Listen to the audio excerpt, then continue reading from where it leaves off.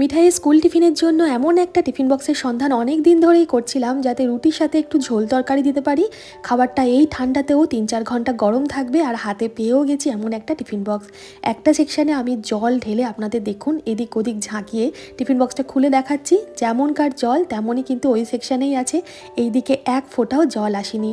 এই টিফিন বক্সটাই তো চাইছিলাম আমি, যার মধ্যে বাচ্চার নামও কাস্টমাইজ করে দেবে ওই কোম্পানি। এটা র্যাবিটাটের ইয়ামজি বেন্টো লাঞ্চ বক্স, যেটা 100% ফুড গ্রেড স্টেনলেস স্টিল দিয়ে তৈরি। এই যে ইয়েলো সিলিকনটা আছে এর মধ্যে কিন্তু অন্যান্য টিফিন বক্সের মতো কোনো দাগ ছোপ ধরবে না। প্রত্যেক দিন আমরা এটাকে খুলে ভালোভাবে জল দিয়ে পরিষ্কার করে নিতে পারি, আর তাতে ব্যাকটেরিয়া জমার কিন্তু সম্ভাবনাই থাকবে না। স্কুলের টিফিনে আজকে দেবো গরম গরম রুটি, আর এই রুটির সাথেই বাড়িতে বানানো পনির, আলু, মটরশুঁটি, টমেটো দিয়ে সুন্দর করে একটা ঝোল তরকারি। অনেক সময় মটরশুঁটি দিয়ে, নতুন আলু দিয়েও দম খেতে ইচ্ছে করে, আবার মটর পনিরও খেতে ইচ্ছে করে। তার দুটো আলাদা করে না বানিয়ে একবারেই আমি বানিয়েছি, যার রেসিপি ঠিক এই ভিডিওর আগের ভিডিওতে আছে।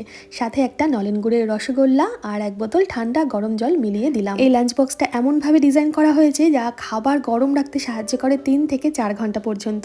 লিকেজের কোনো সম্ভাবনাই নেই, আর প্রত্যেকটা ডিজাইন বাচ্চাদের কথা মাথায় রেখে তৈরি করা হয়েছে। মিঠাই নিজের জন্য এটাই পছন্দ করেছে। এছাড়াও আরো 4টে ডিজাইনে এই টিফিন বক্সটা আছে। এই টিফিন বক্সের পারচেস লিঙ্ক দিয়ে দিলাম ভিডিওর ওপরে ট্যাগ প্রোডাক্টে।